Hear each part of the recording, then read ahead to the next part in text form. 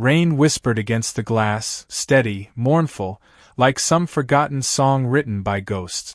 I sat still, fingers wrapped around a half-empty tumbler, bourbon dark as my thoughts. The living room glowed dim under amber light, shadows spilling long across polished wood. Everything felt too still, a breath held before an explosion. My name's Ethan, architect by trade, perfectionist by nature, fool by marriage. 42 years walking this world, most of them believing love was something you could blueprint, design with symmetry, proportion, beauty. I should have known better. Structures don't betray. People do. Leah. My wife. My chaos. My muse. My mistake. 14 years together, built on kisses, shared playlists, weekend road trips, endless conversations at dawn. And silence. Increasingly, silence. Little by little, our rhythm faded, laughter replaced with polite nods, smiles that never reached the eyes. I saw the cracks forming. I just ignored them. At 6:41 p.m., my phone buzzed. Coming home. We need to talk. He's with me. 3 lines. No punctuation. Brutally efficient. I read it 10 times, every word slicing deeper. He's with me. I stared at that line until the meaning turned absurd, as if language itself rejected what it carried. I didn't reply. Didn't rage. Didn't cry. Just sat there, whiskey warm on my tongue, breath tight behind my ribs. When the door opened, I didn't look right away. Her perfume reached me first, vanilla, narrowly, regret. Then footsteps, 2 sets. Hers light, familiar. His heavier, arrogant. The air changed, thick with trespass. I turned. She stood in the doorway, cheeks flushed, lips taut. She couldn't meet my gaze. The man beside her was younger, maybe by 5 years. Designer coat. Leather boot. Expensive arrogance wrapped in cologne I couldn't name. He didn't flinch. He smiled like he belonged. Ethan, Leah began, her voice barely above a whisper. I raised one hand, calm. You thirsty? I asked. Both blinked. I poured something smooth. Thought it might help. Her lover's eyes narrowed. Cautious. Curious. He nodded. Sure. 3 glasses waited on the bar cart. I handed one to each of them, kept one for myself. To honesty, I offered, raising mine. Clinks echoed soft, hollow. She sipped. He watched me, probably wondering why I wasn't shouting, begging, breaking. We're here because, Leah started.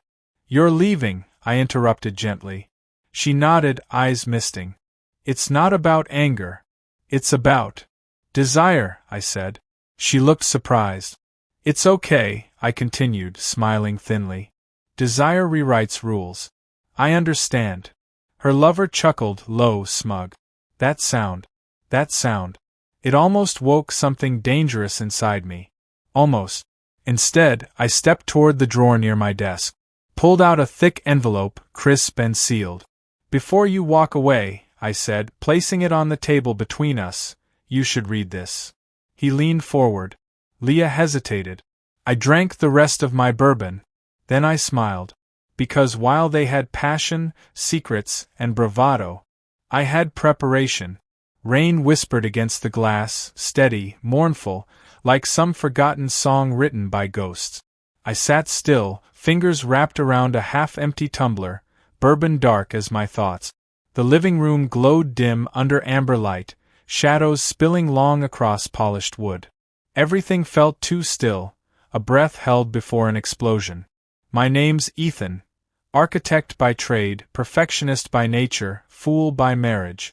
42 years walking this world, most of them believing love was something you could blueprint, design with symmetry, proportion, beauty. I should have known better. Structures don't betray. People do. Leah. My wife. My chaos. My muse. My mistake. 14 years together, built on kisses, shared playlists, weekend road trips, endless conversations at dawn. And silence. Increasingly, silence. Little by little, our rhythm faded, laughter replaced with polite nods, smiles that never reached the eyes. I saw the cracks forming. I just ignored them. At 6:41 p.m., my phone buzzed. Coming home. We need to talk. He's with me. 3 lines. No punctuation. Brutally efficient. I read it 10 times, every word slicing deeper. He's with me. I stared at that line until the meaning turned absurd, as if language itself rejected what it carried. I didn't reply. Didn't rage. Didn't cry. Just sat there, whiskey warm on my tongue, breath tight behind my ribs. When the door opened, I didn't look right away. Her perfume reached me first, vanilla, narrowly, regret. Then footsteps, 2 sets. Hers light, familiar. His heavier, arrogant. The air changed, thick with trespass. I turned.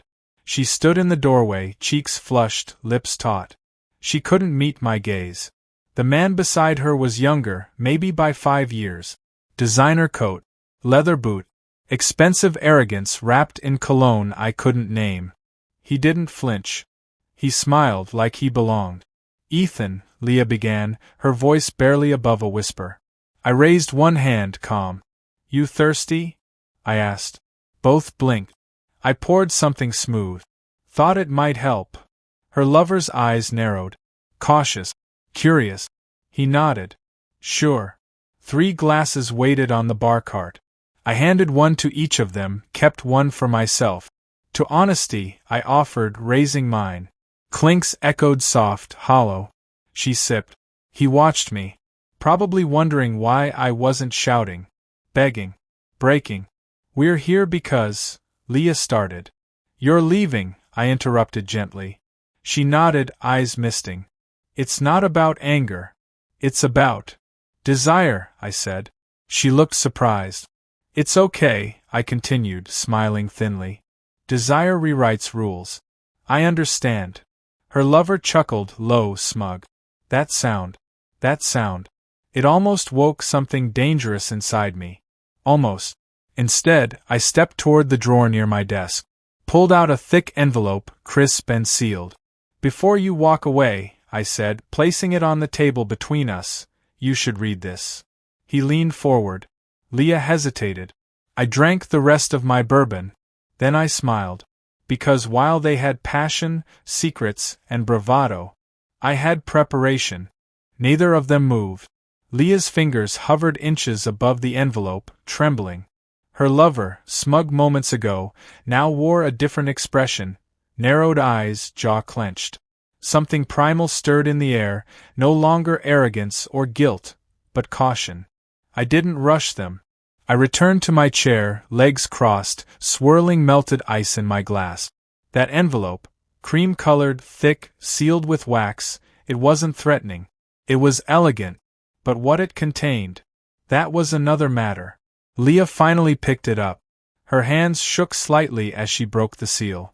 Papers slid free, precisely arranged, stapled at the corner. Legal formatting. Headers bold. Her eyes began scanning, flicking left to right, then faster. I saw the color drain from her face, like a photograph left too long in the sun. He leaned in, impatient.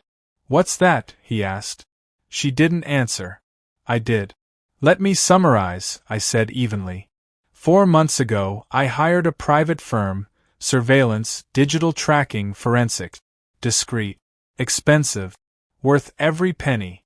He stiffened. I continued. You've been quite the busy pair. Hotel meetup.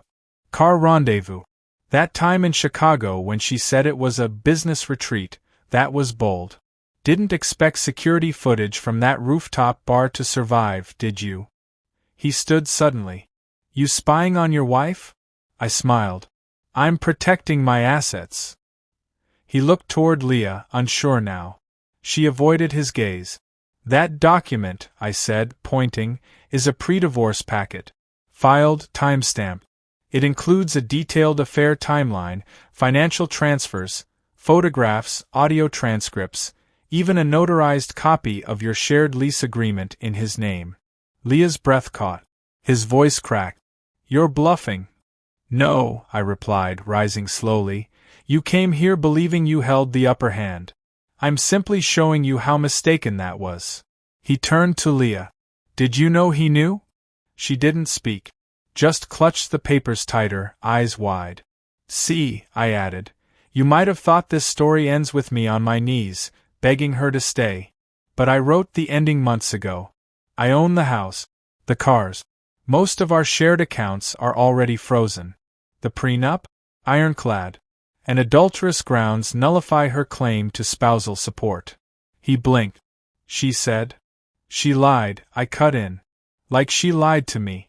Like she probably lied to you. A silence fell. Not the kind that follows shouting. The kind that follows realization.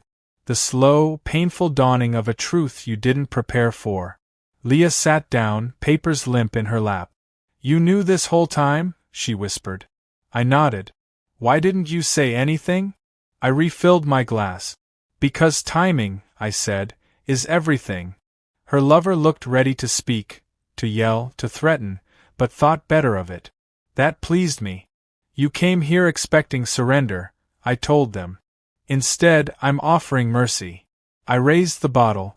Still want that drink? Neither answered. For the first time that night, I was the only one smiling.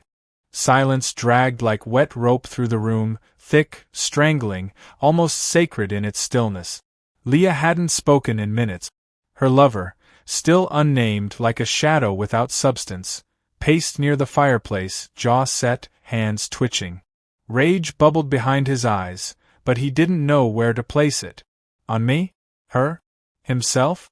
I leaned back, calm, sipping again. Not out of habit, out of message. Control belonged to me now.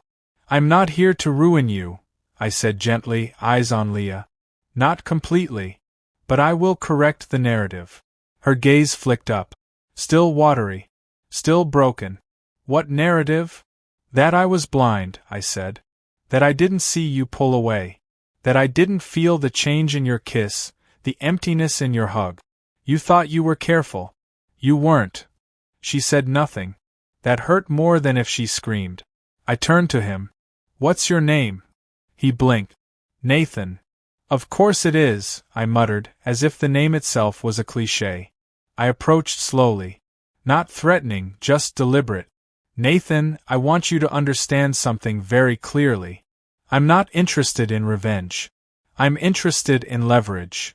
He scoffed. You can't leverage people. That's manipulation. No, I said. It's strategy. I pointed toward the envelope still sitting limp in Leah's lap. Everything in there? Legally admissible. Morally damning. Professionally toxic. You work in finance, don't you? He flinched. Thought so. A scandal involving a married client? Unreported cohabitation while managing her investments? Conflict of interest at minimum. Career ending at worst. You wouldn't. I could have done it already, I said. But I didn't. Because I wanted to hear you say it. He frowned. Say what? That you took something that wasn't yours. He looked at Leah, who still couldn't meet anyone's gaze. I'm not your enemy, Nathan, I said. But if you thought seduction made you powerful, think again. He stepped forward, eyes narrowing. You think you're the victim? No, I replied. I'm the architect. Leah stood then, shakily. What do you want, Ethan? I turned fully toward her. My voice lowered, quiet enough to press against the heart. I want acknowledgement. I want this house, my house, cleared by Sunday. I want silence, no public drama. I want discretion. I want to walk away with dignity. That's it? She asked, stunned. I nodded. That, and the satisfaction of knowing I didn't scream. I didn't throw things. I didn't beg. I built the walls, and I made sure they didn't collapse on me. Nathan scoffed again, but this time he had no words. Leah looked down at the papers again. Her voice cracked. I didn't mean for it to happen like this. You never do, I said. That's the nature of lust. It forgets consequences. I walked toward the kitchen, pausing only once. You came here to destroy something, I said without turning. Instead, you've been given a blueprint. Now let's see how well you build with it. They didn't leave right away. Leah sat down again, spine folded like she couldn't bear the weight of her choices. Nathan stayed standing, arms crossed tightly over his chest. The bravado had drained from his posture, replaced by something brittle. The predator had learned he wasn't at the top of the food chain after all.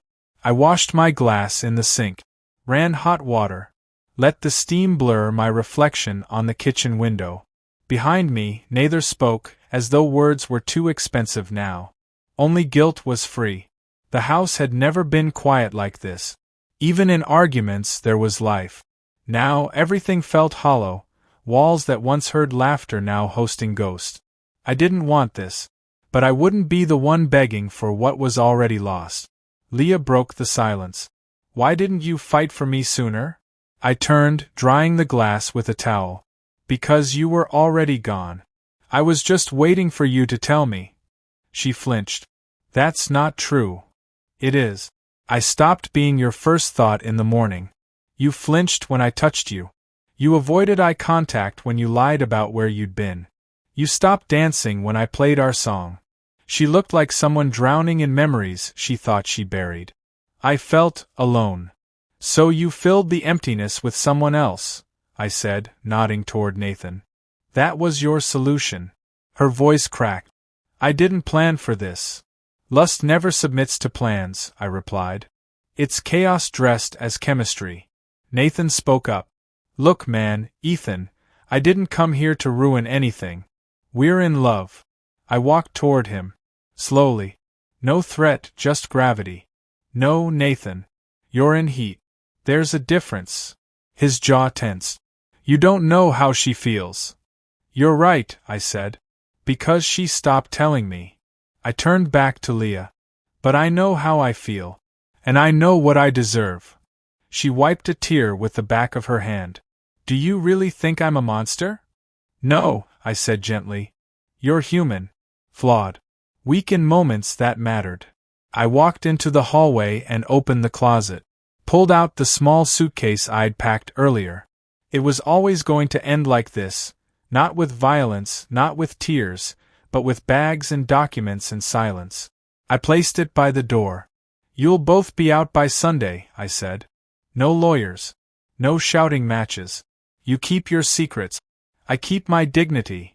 Nathan scoffed, almost by instinct. What if we don't agree to that? I locked eyes with him. Calm. Certain. Then the press gets everything. And your employer receives a very detailed, anonymous package. Your call. He said nothing. I opened the front door.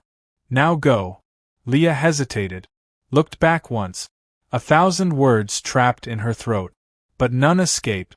They left together. And for the first time in years, I stood inside my home. Alone, but free. The door clicked shut behind them. Not slammed, not flung, just shut. Quietly. Like an apology whispered too late. I didn't move for several minutes.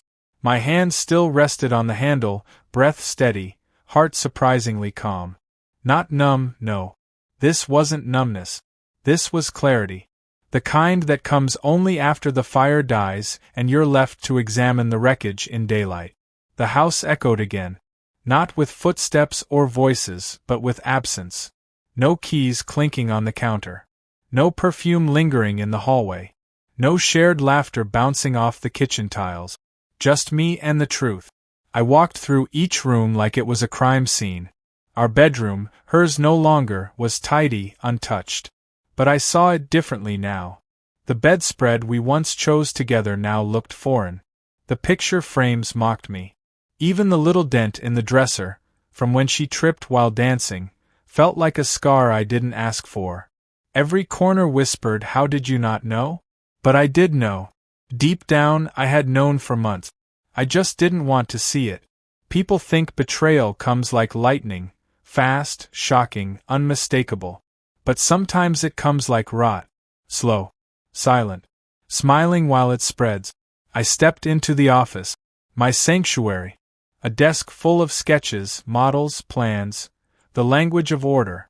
Buildings don't lie. Beams don't cheat. Walls don't sneak away to hotel rooms. I poured another drink, not out of sadness, but ritual. Something about the sound of liquid meeting glass felt honest. More honest than anything she'd said in months. My phone buzzed. Unknown number. I let it ring out. I didn't need explanations. I didn't want justifications. I didn't care who texted who first. The only thing I wanted now was distance, from the noise, from the ache, from her. That's when I noticed her wedding ring. She'd left it. It sat quietly on the corner table, beside the drink I'd given her earlier. Left behind like some delicate corpse. I walked to it slowly, picked it up, turned it between my fingers. Funny thing about rings. They promise forever, but they slip off so easily. I didn't throw it. I didn't rage. I just placed it inside a drawer and closed it. Then I sat on the couch where she once curled beside me. I stared ahead at nothing. Not sad. Not angry. Resolved. Outside, rain had stopped. The street glistened. I opened the window and let in the air, fresh, unfamiliar. Like freedom. Whatever came next, it would be mine to choose. No more lies. No more guessing. No more begging for warmth from someone who'd already gone cold. That night, I slept with both eyes closed. For the first time in nearly a year. Mornings felt different now. Not emptier, cleaner. I woke before the alarm, sunlight already creeping across the walls like a quiet witness. No shuffling in the hallway. No shared bathroom mirror. No voice asking if I wanted eggs. Just the hum of the city outside and the satisfying quiet of solitude. I brewed coffee the way I liked it. Strong. Bitter. Honest. No sugar, no milk, no compromises.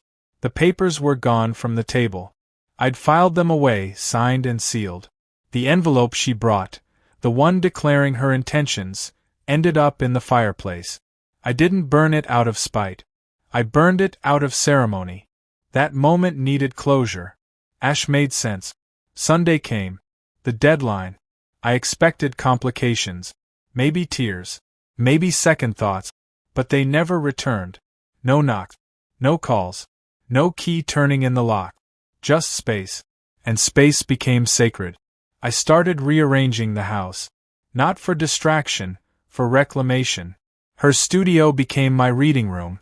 The hallway photos came down. New art went up, abstract pieces, lines and shapes without faces, without memories.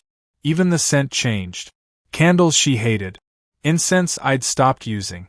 I began to rediscover the things I gave up to stay married, small preferences that became negotiations, then sacrifices. Freedom wore a quiet suit. No fireworks, just breath. And time. Friends began checking in. Curious. Some knew, others didn't. I gave them the version that mattered. It ended. I'm okay. Because I was. Not healed, not yet, but intact. That mattered more than they knew. One night, maybe 3 weeks after she left, I got a message. From Leah. I hope you're alright. I think about what we had. A lot. I'm sorry it ended like that. You didn't deserve it. I stared at the words for a long time. Typed a dozen replies. Deleted them all. In the end, I said nothing. Not out of cruelty. But because the story was already over. No sequel required. No epilogue necessary. Some endings don't need punctuation, just silence. She made her choice. So did I. Nathan never reached out. I assumed he survived the fallout. Maybe they're still together. Maybe they're not. It doesn't matter. Some relationships are born of fire, but they burn out fast. Ours, hers and mine, was made of stone and time. But even stone can crack. Weeks turned into months. I started seeing someone eventually. Not serious. Not yet. But she smiled differently, without hiding something behind it. That was enough for now. I told her, on our second date, about my past. The short version. She asked, "Do you miss her?" I didn't lie. "Sometimes," I said. "But mostly, I miss who I thought she was." She nodded, understanding. Then she asked something else. "What did you learn from all of it?" I smiled into my drink. "That you can build the perfect home," I said, "but if you forget to reinforce the foundation, even love will collapse." She reached across the table, touched my hand. This time, I didn't flinch.